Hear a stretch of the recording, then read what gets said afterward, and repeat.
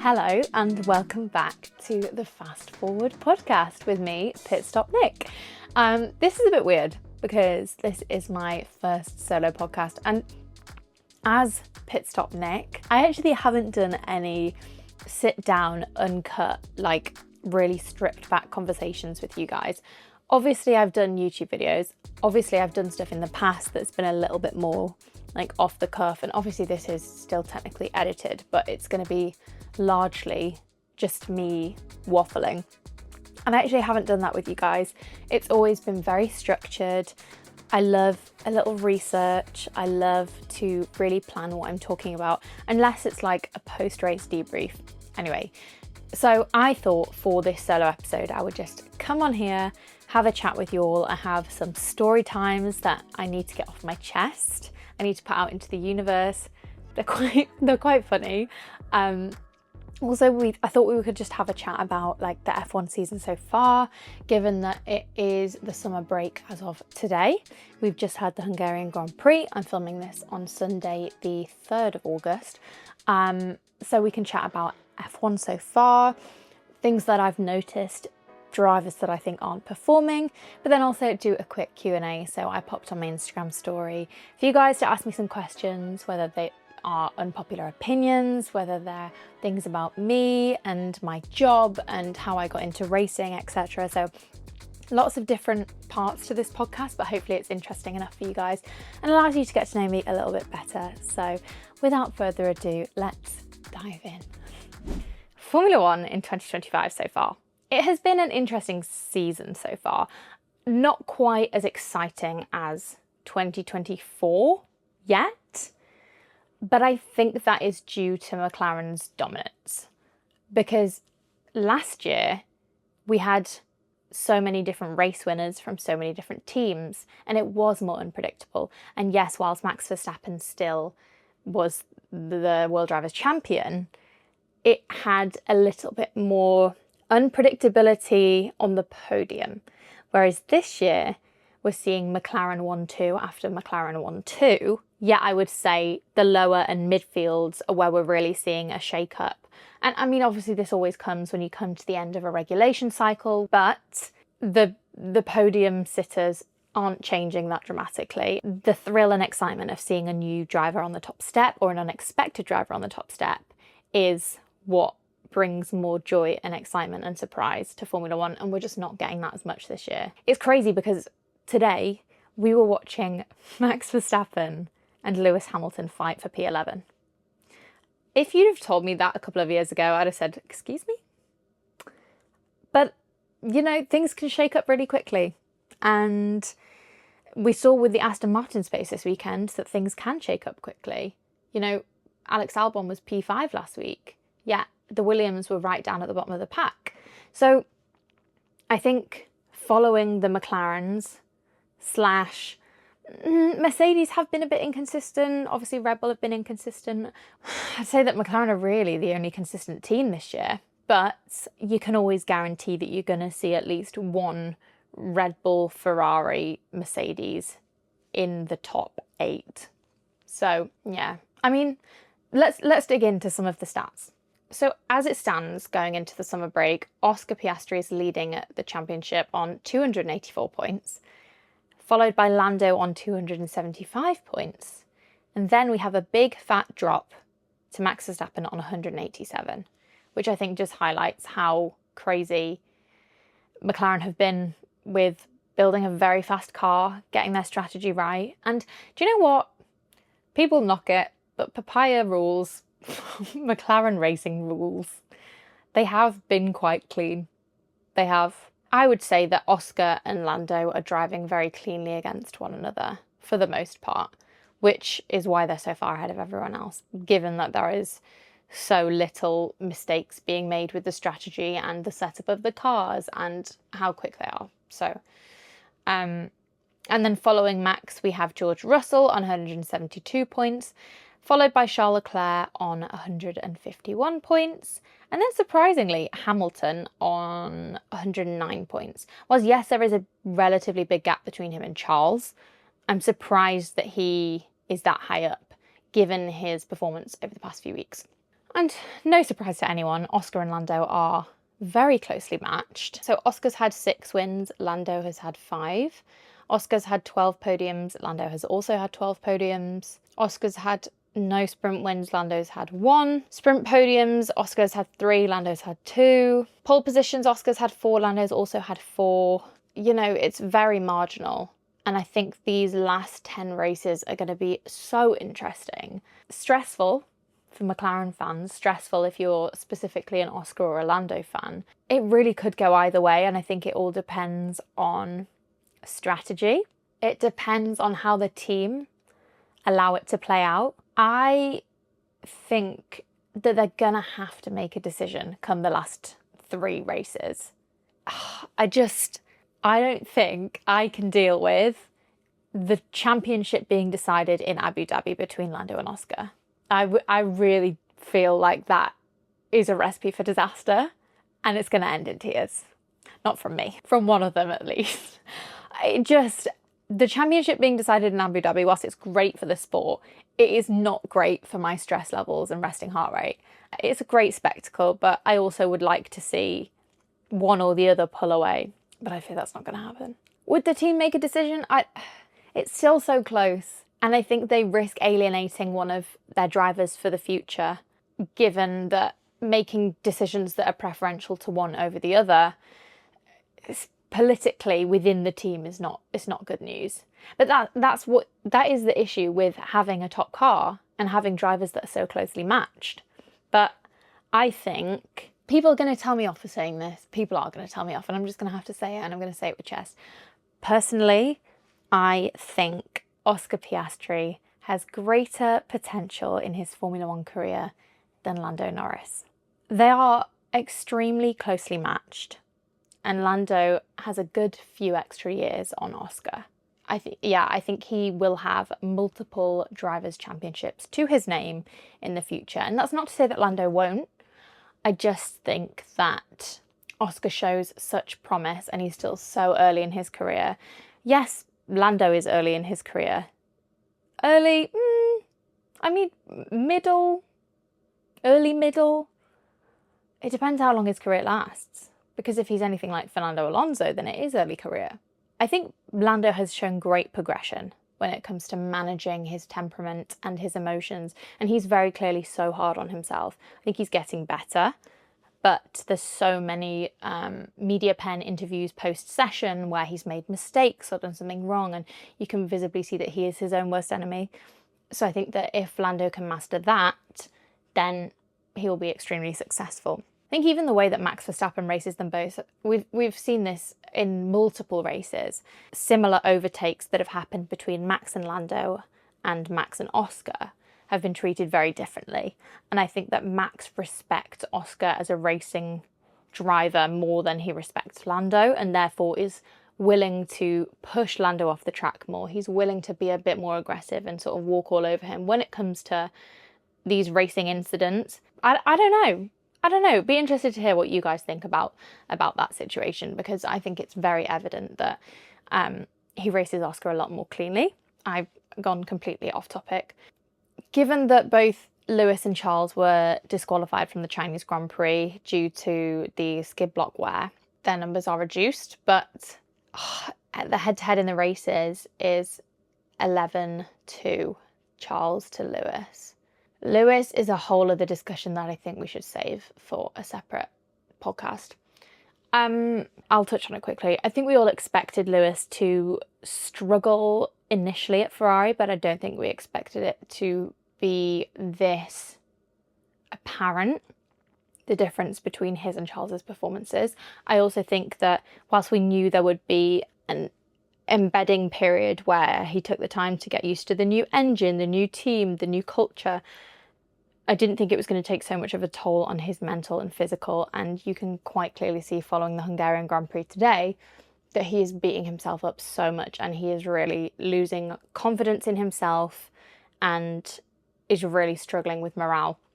Hopefully the summer break will allow him to take a step back, reset, recharge, but it is really tough seeing such a highly decorated driver with so many incredible records and race wins under his belt be so down about just racing in general. So anyway, the Red Bull situation's slightly more difficult given that we've had the Yuki Liam switcheroo, but no one's really talking about how, I'm going to say it, how badly Yuki Tsunoda is doing as Max Verstappen's teammate.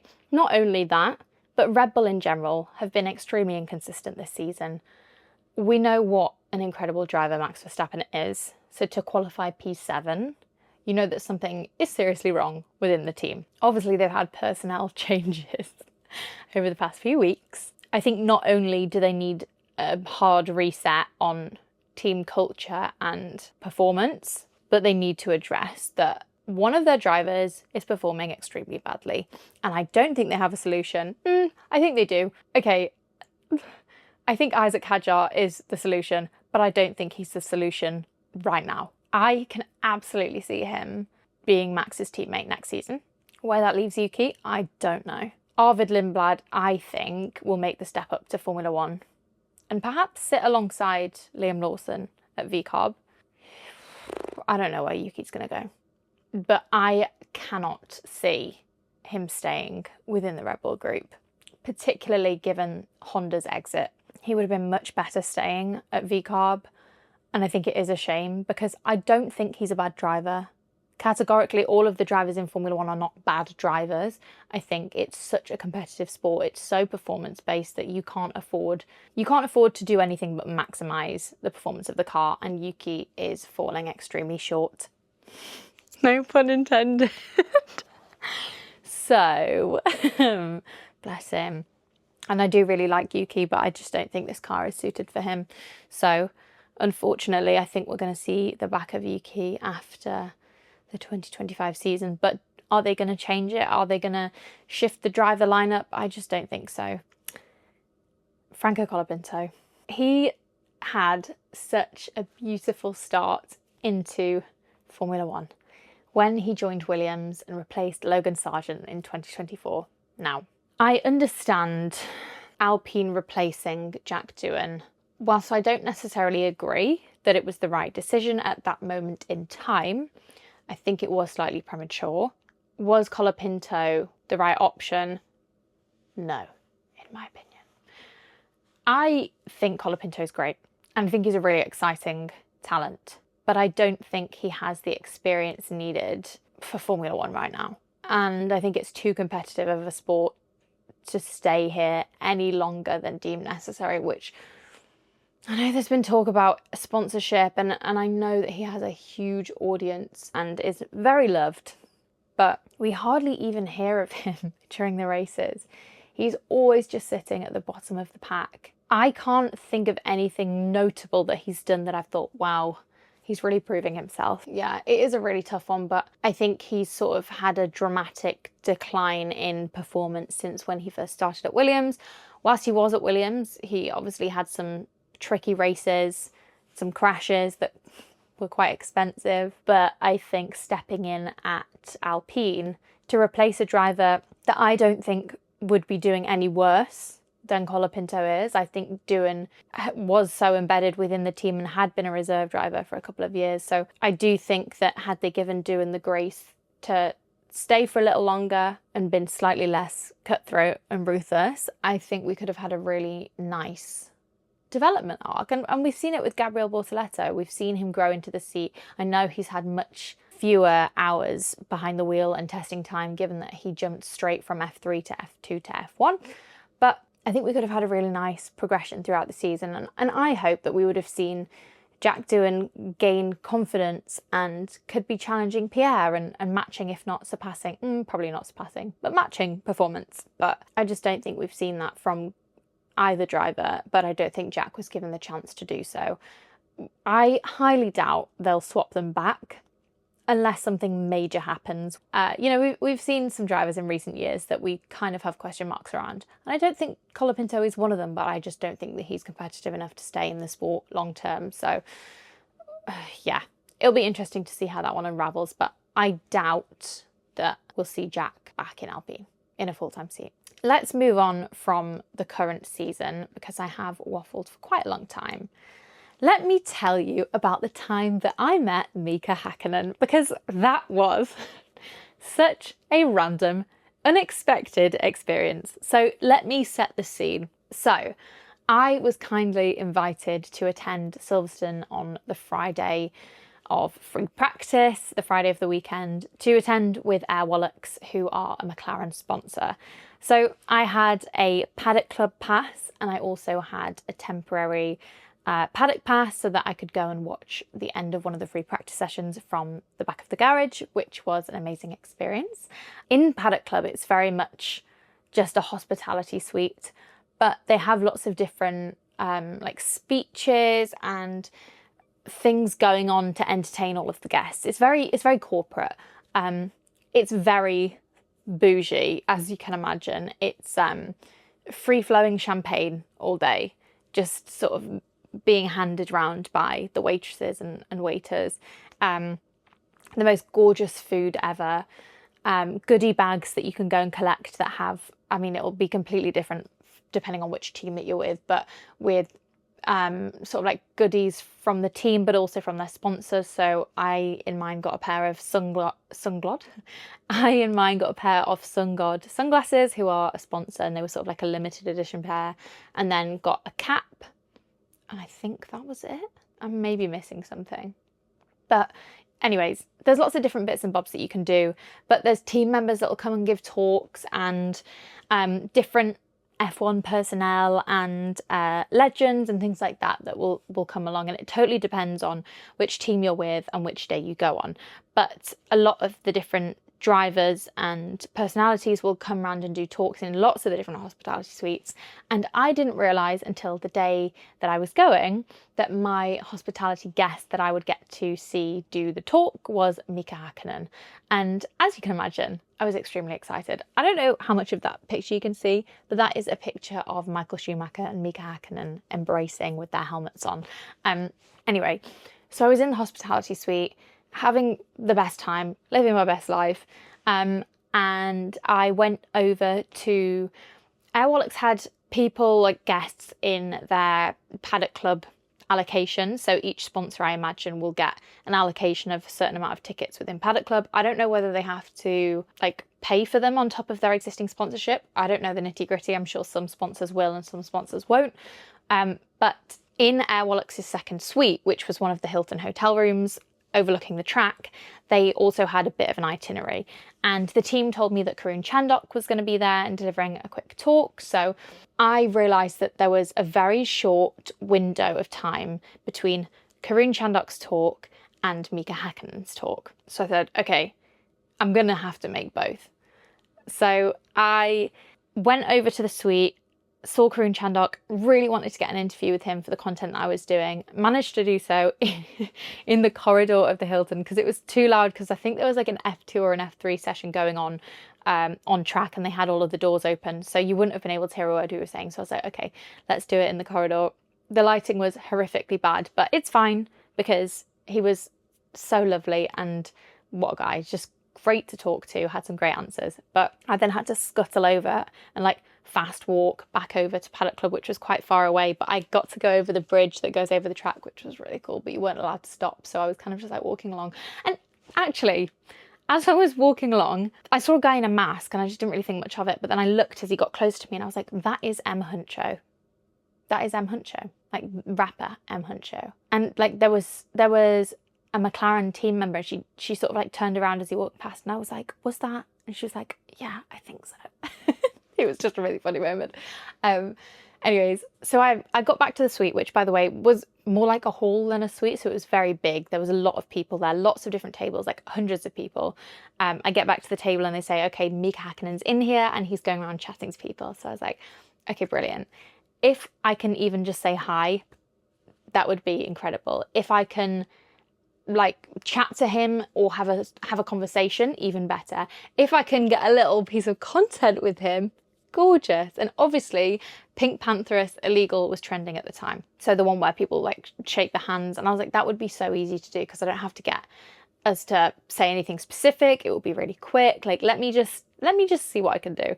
Anyway, so located where he was and saw that there was a McLaren rep like sort of chaperoning him. So I just was like, do you know what, if I don't ask, then I'll regret it. So I went up to the lovely McLaren team member and said, "Hi, would I be able to say hi to Mika?" And she said, "Yeah, that's fine. We'll just wait until he's finished chatting to this table." And then as soon as he'd finished, he sort of ushered him over to where I was stood, and I was stood with another lady from the Airwallex group that we were with. And we said hi, and I had a little chat with him, and he was so nice. And the first thing I said to him, I said, "Can I just say you are such a legend?" And he was like, "I know." I know. What a guy.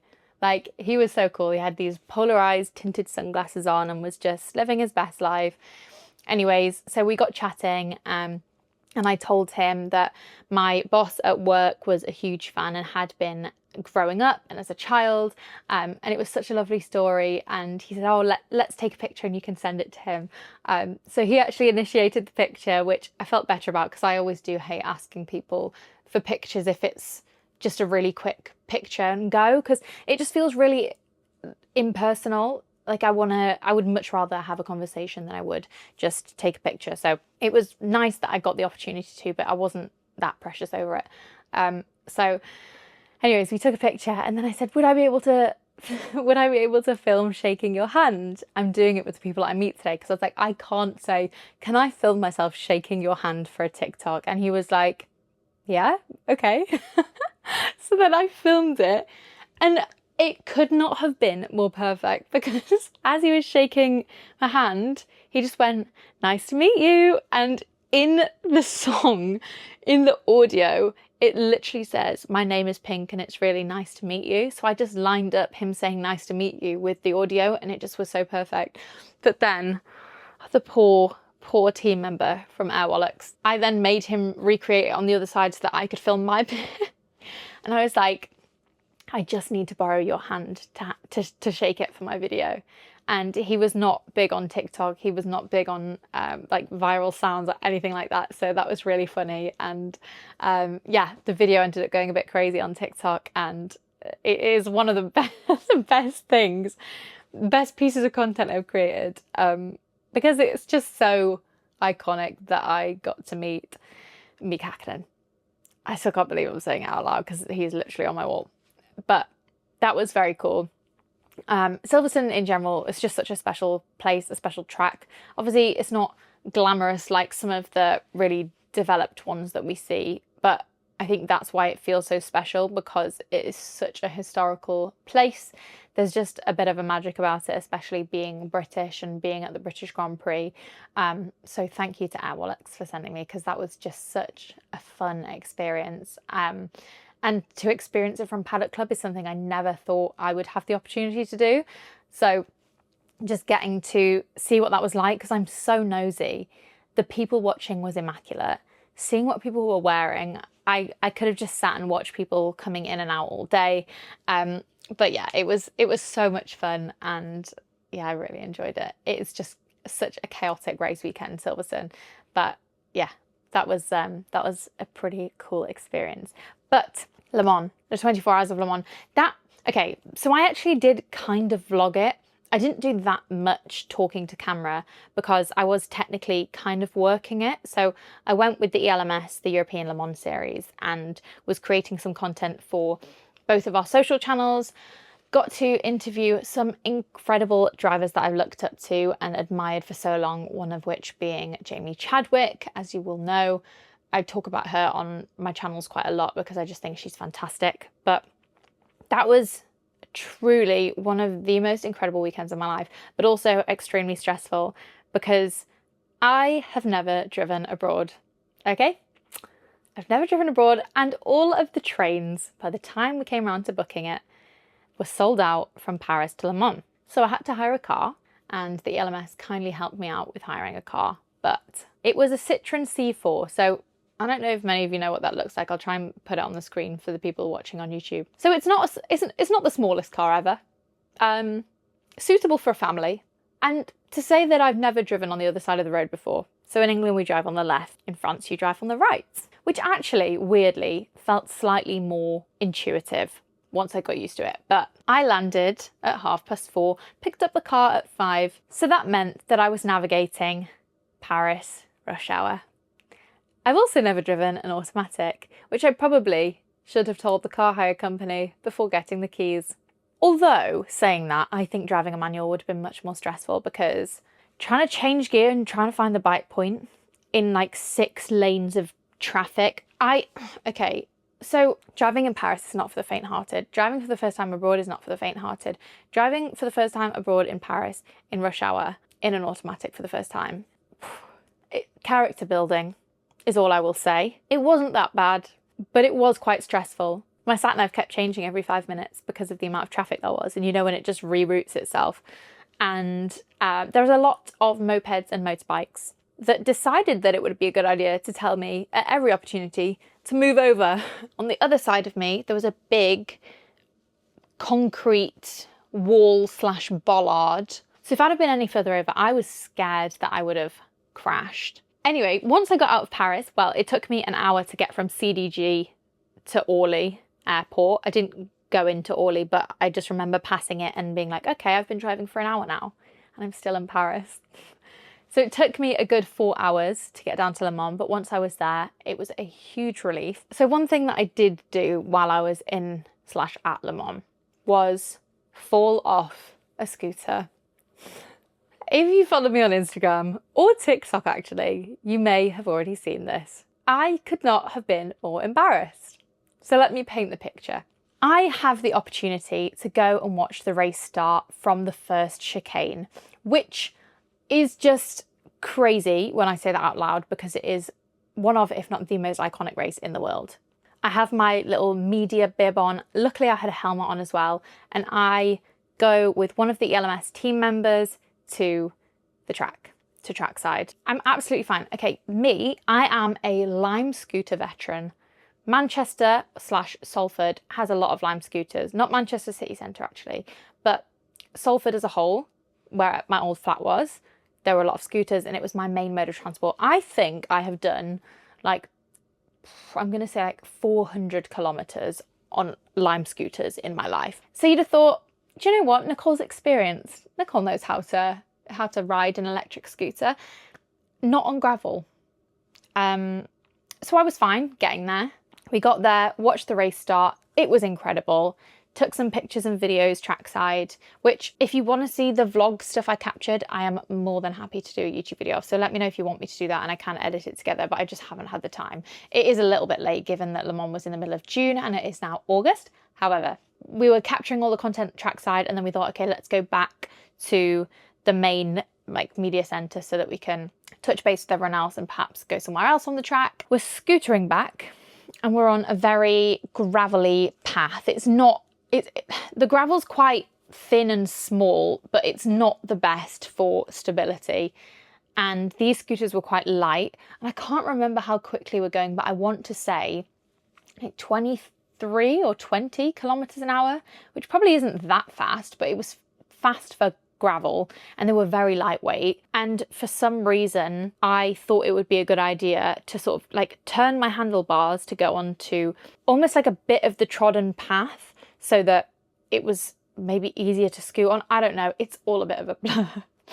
So I moved my scooter across and the next thing I know, I'm on the floor, face first, on the ground.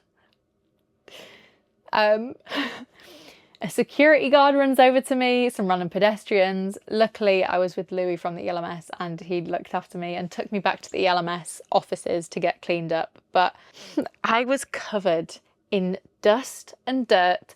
I had some navy trousers on and the dust went all down my trousers. It went all over luckily I had the media bib on so I didn't get any on my polo shirt, but the whole of my palm was full of gravel. And the walk back into the media centre and into the office with all of the ELMS and WEC media social photography teams, not my finest moment, but they were all so lovely so it didn't matter. But still, as you can imagine, my first time meeting the majority of them, I was like, so I've fallen off and I had like cuts all down my arms. But it wasn't that bad. I am being a little bit dramatic, but that was, Le Mans' way of making its mark, leaving its mark on me. And, you know, it was fine. It was quite funny, really. It was just more painful when I was trying to wash out the cuts and they were like put the antiseptic in and it was just really stingy. Luckily, the gorgeous Steph was there and she offered me her blister plasters that she had because she's the ELMS pit lane reporter. So bless her, she looked after me for the weekend and I could cover my palm, so I wasn't in too much trouble. But anyway, that is my ELMS story time. Let me go through the Q&A just so that I can get a few done, because otherwise, what was the question sticker on my Instagram story for? I asked you guys to send me in some questions about anything and everything, unpopular opinions, predictions, about my job, would you rathers. So here are some of the questions and I will try my best to answer them and not waffle too much. If you could work with a team for a race, which one would you work with? That's a great question. It depends what kind of work I would be doing. But my initial knee-jerk reaction is either Williams to do content with Carlos and Alex, because I actually love their teammate dynamic and think it is really interesting. So I would love to create content with them, or just with the team in general, and James Vowles, because I am obsessed with James Vowles and his leadership style and just him as a team principal in general. But second is VCarb, because I just think they are absolutely nailing it with creating fun and engaging social content that at the start was quite shocking, because we just have not seen much lip sync content from drivers that's so unserious. But I think as a team, they've done so well in positioning themselves as a really lighthearted, fun, experimental team.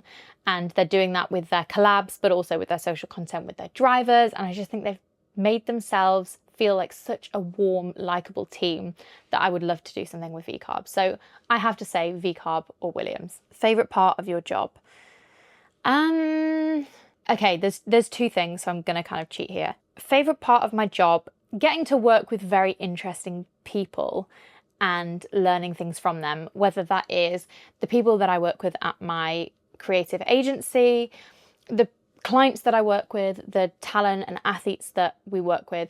Just the collaboration element of it is so interesting, and you meet people that have different opinions to you, or can teach you things, or just learn to see other perspectives and ways of thinking. I think that is such a cool part about my job, is that we work with so many different people, because I know in a lot of jobs you work with the same teams of people day in, day out, but with mine it is quite versatile, so I would say that that's one of my favourite things. But another thing as well is just it is so fun getting to film content and do fun activations and events with people that just love sport. And yeah, it is just a really fun job. So that is what I would say. What is your first motorsport memory? So this is kind of motorsport, I guess, but one is, and yes, this is motorsport, Wacky Races. I used to watch that a lot growing up, and I know it's a really old program, but I have such vivid memories of watching it. I think we had it on the videotapes, or maybe we even had it as a DVD as well. This wasn't intentional, but Penelope Pitstop, what a babe. And then now I am PitStopNic. Some may say it's a coincidence. I say it's a coincidence because it genuinely actually is, but maybe there was some sort of subliminal influence that I wasn't aware of, like Dick Dastardly and Muttley and all of the different characters. Yeah. Do you think Russell will get a new contract? Yes, I do. I think that there's a lot that goes into athlete contracts that a lot of us overlook.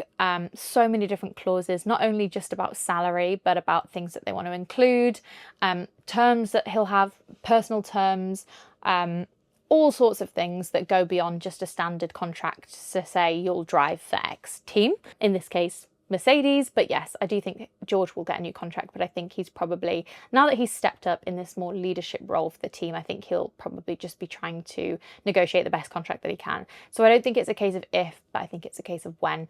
And he has come out in an interview and said that it will be after the summer break, because he does just want to take a step back and switch off. So I think maybe after Zandvoort, Monza time, that'll probably come. But yeah, September time, I think. Who do you think would be the best F1 driver out of the Lionesses? My immediate thought is Lucy Bronze, because that woman is incredible when it comes to determination, stamina, willpower, just getting on with it. You know, she played the entirety of the Women's Euros with a fractured tibia. So if anyone can push through, it's Lucy. And I actually do really think that she would be great for fighting on track, for the aggressive battles. So I'm going to say Lucy Bronze. What collab would you like to see? Whilst I will keep the details of this secret for a F1 collabs that I would love to see that don't currently exist, a fragrance collab with fragrances inspired by the different tracks or places that are visited on the calendar. And that is all I'll say on that. Who do you want free merch from? I'm very lucky that I have had quite a lot of free or gifted merch recently. I would say Lego, but I don't have the attention span to build the Lego. I'm gonna say, and this isn't technically merch, but one of my all-time favourite motorsport collabs was Palace Kappa Alpine. So if I got a free jacket or piece from that collection from a few years ago, I would be a very happy lady. What made you start a podcast? And if you had to interview an F1 driver, who would it be? So the reason why I started the Fast Forward podcast was mainly because I didn't feel like I had a space to properly create long form content. Yes, I had my YouTube channel, but I wasn't really being very consistent with it. And I love chatting to not only drivers, but people that work in the sport. And I thought that doing it in a podcast format would allow me to have these longer open conversations that I can be consistent with. I can hold myself accountable to doing 2 episodes a month, but also just having something that feels like my own. But also because it's my podcast, I can kind of now do whatever I want with it, do solo episodes like this, just sort of have fun and see where it evolves and see what it gets into. And if I had to interview an F1 driver, who would it be? So I've had the pleasure of interviewing both McLaren drivers, but in terms of a podcast guest, because that's how I'm going to take it, I have 2. I would love to interview Alex Albon. I think that he would be so much fun to chat to, but I also think he has a really interesting story that we haven't delved into enough. So I would love to hear about his life, about his influences, about his taste, about what he likes off track, just a bit of everything. But also another person that I kind of feel similarly about is Esteban Ocon. I think he had a bad rep at the start of his career for the way that he raced. But I think that he is such a great character. I think he speaks a ridiculous amount of languages and has interest in so many different things. And now that he has become one of the more mature drivers in the sport, I think he has a lot of experience and would just be very interesting to chat to. But to be honest, I would love to chat to all of the drivers. So if any of you would like to come on the Fast Forward podcast, don't worry, we don't have to sit in my spare room. But yes. Should Alpine and Red Bull have done their driver swaps in hindsight? So I've kind of touched on this already, but no. I'm going to say a flat no. I think that Alpine should have given Jack Doohan more time. I don't know that Franco Colapinto was the best option skill-wise. I think he is a very well-loved driver, but also comes with a lot of sponsorship and support. And I think that definitely will have played a role within Alpine's decision-making, especially seeing the reception that he got when he joined last year in Williams. I think Paul Aaron could have been a better option, but I think that Jack ultimately should have been given more time. And then I think that Liam wasn't the right choice for Red Bull in the first place, but I also think that Yuki isn't either. So I don't think, I don't know, the Red Bull situation's a funky one and we've kind of already chatted about it, so I'll not go on for too long. Thoughts on if Ferrari will ever fix their shit? Does it make me a hater if I say that I don't think Ferrari will be back on top for at least another 5 years? I'm really struggling with Ferrari because I see the potential, I see the passion, I see the drive, I see the heritage, the history, the iconic nature of the team, the incredible driver lineup. They have all of the tools there for success, yet keep falling short. And they've changed quite a few things over the past few years. And I do think that Fred Vasseur is doing a good job, but is not doing a good enough job, because if he was, they would be leading the Constructors' Championship / and or Drivers' Championship. So I have to criticise I think they're their own worst enemy, and I think that things aren't going to change in the near future, which sounds awful, and I wish it wasn't that way, but that is just my gut feeling. How's your marketing brain reacting to all the new partnerships? I find it so interesting because given that I work in sports marketing, I kind of have the perspective that the brands have and understand what brands want out of sponsorships and what they're trying to achieve. Obviously, that is a blanket statement, and obviously I don't know the ins and outs of every sponsorship and all of the partnerships, but I know and can recognize when I see the content brands are creating or the people that they're working with or the ambassadors that they have. I kind of can understand and have that insight of what they're trying to achieve. So I find it really interesting to see all of the things that they're doing, because not only does it inform and inspire all of the work that I'm doing, but also it's just interesting to see who's investing in what and what their goals are. So, but I think there's so much room for having more creative activations around these sponsorships. These brands are paying so much money to have their name on these cars, and I don't think they're necessarily utilizing the access that they get with these sponsorships. So to be honest, I think there's so much more that could be done, but yes, I'm very intrigued to see them all rolling out. And last question, which team has surprised you, in brackets, in a good way? I'm going to say Williams, which I think a lot of people will say, but I think as a team, they've become someone that a lot of people want to root for, not just because the drivers are popular, but the way that they're being led, particularly by James Vowles, but also the fact that they've come from almost dead last to fighting for points relatively consistently, creating a lot of progress and being very open and transparent with their audience, both on the Team Talk podcast, but also with the pieces that James Vowles does to the audience in short form social, on Reels and TikTok, etc. I think they're really allowing us fans to come along with them on this journey of progression, be open about the highs and the lows and where they're making mistakes and clearing up rumours, and really making it easy to want to support them and want to see them, wanting to see them do well. So I would say in that sense, Williams have surprised me in how much of a transformation they've had over the past couple of years. But also I would say teammate wise, I'm really enjoying the dynamic between Ollie Behrman and Esteban Ocon. I think they're both very harmonious as a partnership, but also we have the experience in Esteban, the rookie nature of Ollie, but also the promise and the potential that he has, and seeing that blossom with Ayo Komatsu leading the team. I think it's a really nice team and really nice dynamic. So that is where I would say I've been surprised. But that is the end. Whew. I think I need a glass of water. Let me know if you enjoyed this solo episode. I really did. I think that maybe I will have to structure it more so that I don't talk for hours and hours, but let me know your thoughts. I'm completely open to it. If you prefer the interviews, I think I will try and stick to that as the majority of the episodes. But if you don't mind these solo episodes, I'll definitely keep them in mind for moments when I haven't got guests or fancy just having a catch up with you all. Perhaps we do it every couple of months or so, or even at the end of the season.